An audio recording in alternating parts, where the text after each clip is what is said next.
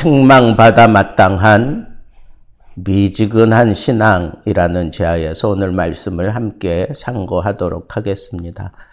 이스라엘의 왕 12대 왕으로 등극하게 된 요아스. 북이스라엘 모든 왕들에게는 항상 꼬리표처럼 따라 붙는 것이 그 송아지 사건이에요. 베델과 단 사이에 여로보암이 세워놓은 그 신앙, 잘못된 신앙, 삐뚤어진 신앙, 우상으로 혼탁해진 그 신앙을 북이스라엘 사람들에게 그렇게 강제적으로 주입하고 거기서 벗어나지 못하게 만들었는데, 그것이 매번 왕들이 바뀔 때마다 이 말씀에 의해서 그 왕이 선한 왕인지, 하나님을 대적하는 왕인지, 하나님의 뜻을 따르는 왕인지 평가되는 기준이 바로 그거예요. 여로보암의 죄에서 떠나지 아니하였더라. 정신 차리고 하나님 앞에 돌아서야 되는데, 지금 요아스도 꼬리표처럼 따라붙는 그 죄에서 벗어나지 못하고 있는 걸 보면 참 이 우상이라는 게 얼마나 참 끈질기게 우리를 괴롭히는 것인가 하는 것을 또 다시 한번 생각할 수밖에 없습니다. 그러는 와중에 엘리사가 병들어 거의 죽게 됐다고 하는 그런 소식을 듣고 엘리사를 찾아갑니다. 엘리사를 찾아가서 눈물을 쏟으면서 엘리사를 불러요. 그의 속마음이 드러나는 겁니다. 내 아버지여, 이스라엘의 마병이여, 그러면서 엘리사를 그렇게 부릅니다. 7절에 기록되어 있는 대로 정말 최소한의 그 군대만 남겨두고 아람 군대가 그렇게 간섭하고 학대하는 그런 입장이기 때문에 이 엘리사마저 죽고 나면 정말 자기는 의지할 곳이라고는 아무것도 없다고 하는 그 사실을 그렇게 표현한 거죠. 또 엘리사가 살아 생전에 얼마나 많이 굉장한 일들을 벌입니까? 그런 것들을 다 알고 있었기 때문에 도대체 나보고 어찌하라고 이렇게 하시는 겁니까? 라고 그렇게 얘기를 하는 거죠. 나에게 좀 비책을 달라고 하는 그런 간절한 마음을 그가 그렇게 표현한 거예요. 이스라엘의 마병이여, 내 아버지여, 내 아버지여. 엘리사가 그 마음을 모르겠습니까? 다 알지요. 그러니까 엘리사가 이 요아스를 가까이 오게 해서 활을 잡으라고 합니다. 그 활을 잡은 그 손에 엘리사가 자기 손을 얹어요. 마치 안수하는 것 같은 거죠. 그리고 동쪽 창을 열어서 쏘게 합니다. 동쪽은 바로 아람 나라가 있는 방향입니다. 그곳을 향하여 쏘게 한 다음에 분명하게 밝혔어요. 이 화살이 아람을 멸절시킬 활이다라고 그렇게 분명하게 밝히고 난 다음에 이번에는 화살을 잡으라고 합니다. 화살을 잡았어요. 그러니까 땅을 치라고 합니다. 근데 이 요아스가 땅을 3번을 딱 칩니다. 그랬더니 엘리사가 막 화를 내는 거예요. 어찌하여 3번만 쳤느냐고. 5-6번 쳤으면 아마 아람을 멸절시켰을 것이라고.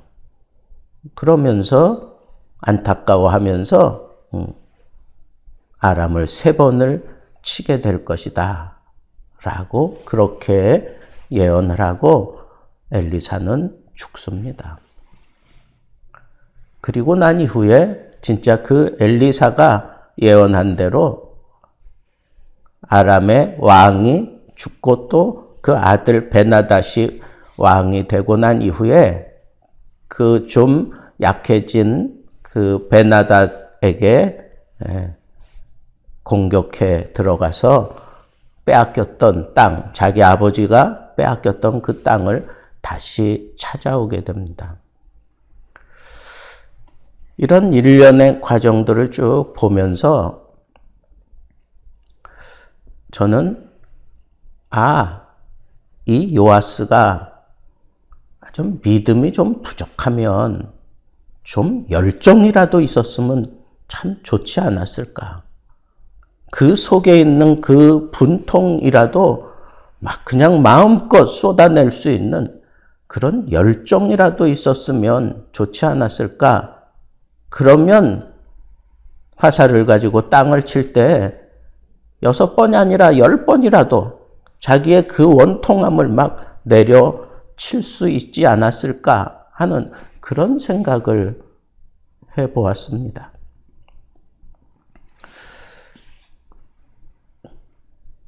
지금 엘리사를 찾아온 요아스의 마음은 정말 기댈 데가 없는 거죠. 자기가 가지고 있는 군대를 가지고는 아무것도 할 수 없는 그런 형편에 자기 아버지 때에 이미 아람이 늘 괴롭혔다고 성경이 얘기하니까 그러는 동안에 완전히 나라의 힘은 바닥이 되어 있었던 겁니다. 그러다가 자기가 왕이 되었으니 무슨 힘이 있겠어요? 그 나라, 그 백성들의 마음을 모을 수 있는 힘이 그에게는 없습니다. 남겨져 있는 군대를 가지고는 아무것도 할 수 없습니다. 계속해서 아람은 자기의 목을 죄어오고 있습니다. 그럴 때 정말 하나님의 사람마저 병들어 죽는다고 하는 그런 생각을 하니까 그가 하나님을 찾듯이 엘리사를 찾아가서 눈물을 쏟았어요. 엘리사하고 무슨 그렇게 정이 있었겠습니까? 그리고 엘리사가 지금 모든 활동을 다 접어두고 있는 그런 상황 속에 이제 죽는다고 하는 그런 안타까운 소식을 듣고 가서 이 요아스가 도대체 뭘 기대했겠습니까? 그가 얘기한 건 이스라엘의 마병이요, 마병이요 그러면서 자기 속에 있는 그 속내를 그렇게 표현한 거잖아요. 나더러 어떻게 하라고 하는 겁니까? 이 나라를 내가 어떻게 다스려야 하는 겁니까? 이스라엘의 마병인 당신마저 나를 떠나버리면 도대체 나는 어떻게 해야 되는 겁니까? 그 속내가 신앙적인 그런 걸음을 옮겨서 엘리사를 찾아온 것은 아니라고 하는 사실을 우리는 분명히 알지만 그럼에도 불구하고 엘리사가 그에게 마지막 힘을 다하여 예언을 하잖아요. 엘리사의 마음은 좋아서 그렇게 하는 것도 아니잖아요. 그런데 성경 뒷부분에 가니까 하나님이 아브라함과 이삭과 야곱의 하나님으로서 그 백성과 맺은 그 언약 때문에 이 백성들이 우상 숭배의 그늘에서 벗어나지 못하고 이렇게 하나님의 마음을 아프게 하고 손톱을 세워서 긁어대는데도 불구하고 그 언약 때문에 그 백성들을 완전히 멸절시키지 않고 지금 이대로 간당간당하게 지켜가게 만들고 있다고 하는 그런 표현을 하고 있습니다. 하나님은 언약 때문에라도 이스라엘을 지켜내야 합니다. 엘리사에게 마지막 사명을 감당하게 합니다. 그래서 정말 죽을 힘을 다하여 찾아온 요아스에게 엘리사가 활을 쏘라고 합니다. 활을 잡으라고 합니다. 그 활로 땅을 치라고 합니다. 이런 분명한 함께하는 행동을 통해서 분명한 사인을 지금 이 요아스에게 새겨주고 있는 겁니다. 그리고 그게 무슨 뜻이라고 하는 거, 활이 동쪽을 향한 거, 그 활이 쏘아진 그 화살이 아람을 멸절시킬 활이라고 하는 거, 이게 분명하게 다 가르쳐 줬는데도 불구하고 요아스는 그저 3번만 딱딱딱 치고 말았을 때 아주 화를 내면서 엘리사가 어찌하여 3번만 쳤느냐고, 5번만 쳤어도 아람이 멸절하도록 당신이 아람을 쳤을 것이다 라고 그렇게 얘기를 하면서 정말 나에게 이 나라를 지켜내기 위해서 찾아온 거 맞느냐 하는 그런 측면에서 그 미지근한 모습을 보면서 엘리사가 화를 내었다라고 하는 그런 생각이 듭니다. 예수님과 예수님의 제자들이 공생애를 같이 동행하면서 때로는 예수님도 기뻐할 만큼 막 믿음이 성장한 모습을 보이는 것을 보면 우리 주님은 참 기뻤을 것 같아요. 특별히 갈릴리 그 바다 위에서 광풍에 시달리고 있을 때 예수님이 물 위로 걸어갔을 때 처음에는 유령인 줄 알고 막 소리를 질렀지만 내니 두려워 말라 그렇게 말씀하실 때 여전히 바람이 불고 물결이 막 배 안으로 들이치고 그랬지만 그때 아랑곳하지 아니하고 베드로가 주님이 맞사오니 나로 하여금 주님 앞으로 이 물 위를 걸어갈 수 있게 해달라고 그렇게 요청을 했을 때 주님이 오라고 합니다. 주저하지 않고 뛰어내렸던 베드로의 그 믿음은 이건 상상을 초월하는 믿음입니다. 조금 전까지만 해도 배에서 아무것도 못하고 그저 죽기만을 그냥 기다려야 되는 그런 형편에 있었던 베드로, 여전히 물결이 치고 여전히 바람이 불어 닥치는데도 불구하고 주님이 앞에 계시니까 주님 앞으로 걸어가겠다고 그렇게 요청을 했을 때 그의 믿음은 정말 대단해 보였습니다. 뛰어내려서 걸어가다가 물결이 계속해서 치는 것, 그리고 바람이 계속 불어대는 것을 보고 물속으로 빠져 들어갔다 그랬어요. 막 살려달라고 애원할 때 우리 주님이 가서 손을 잡고 배에 그를 올려놓고 배에 들어가자 물결이 잔잔해졌습니다. 예수님이 베드로를 향하여 말씀하십니다. 믿음이 적은 자여 왜 의심하였느냐? 믿음이 적은 자여 왜 의심하였느냐? 아니 우리 주님이 그 베드로를 막 칭찬하셔야 될 것 같아요. 사람으로서 물 위를 걷겠다고 그렇게 용기를 내고 달려드는 그 베드로를 향하여 비록 그가 다시 물속으로 빠져 들어가는 안타까운 모습은 보였지만 우리 주님이 베드로를 배에 올려놓고 잔잔해진 틈을 타서 베드로에게 야, 너 참 대단하다. 아무도 할 수 없는 것을 네가 지금 한 거야. 그러면서 막 칭찬해야 될 것 같은데 오히려 주님은 베드로를 꾸짖습니다. 믿음이 적은 자여 왜 의심하였느냐고.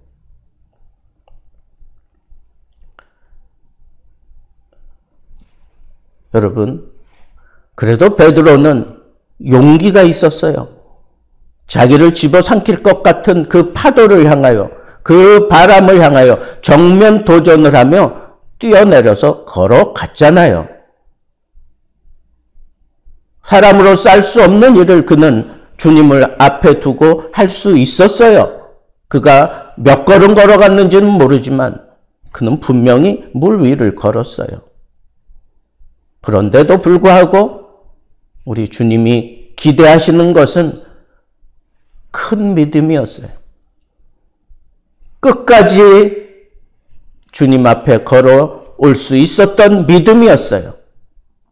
그런데 그가 시선을 빼앗기고 난 다음에 그가 주님을 앞에 두고도 물속으로 빠져들어가는 안타까운 그런 모습을 보일 수밖에 없었습니다.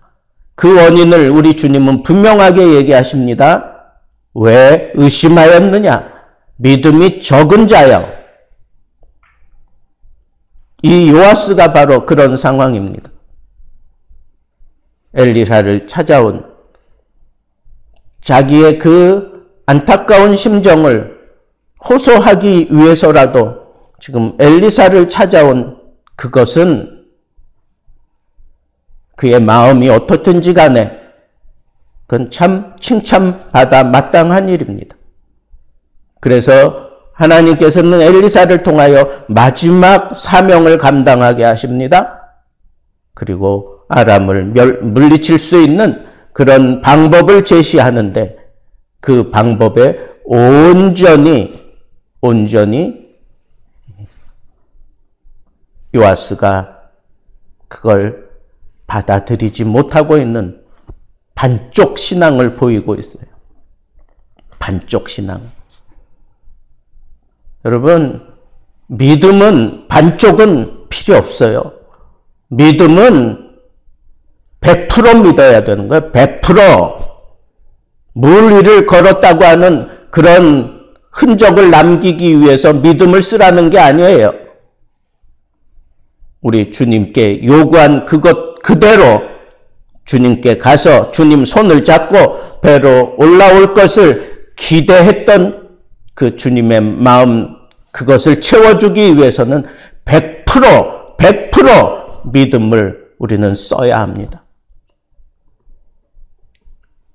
안타까운 그런 미지근한 그런 자세, 미지근한 그런 믿음, 미지근한 그런 태도를 가지고는 우리의 신앙 100%를 쓸 수가 없습니다.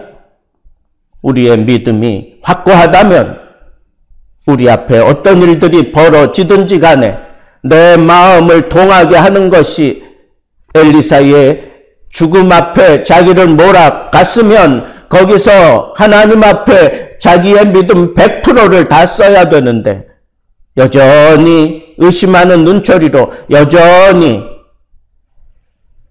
이런 일을 하면서 과연 아람 군대가 물러갈까 하는 그런 의심하는 그런 생각들로 그가 흔들렸다면 책망받아 마땅하다는 거예요. 내가 수용하지 못할 일들이 내 앞에 펼쳐질지라도 그것이 하나님의 음성이라면, 그것이 하나님의 뜻이라면 100% 받아들이고 100% 순종해야 되는 거예요. 우리에게 필요한 믿음은 바로 강력한, 온전히 100% 순종하는 그 믿음이 필요할 뿐입니다.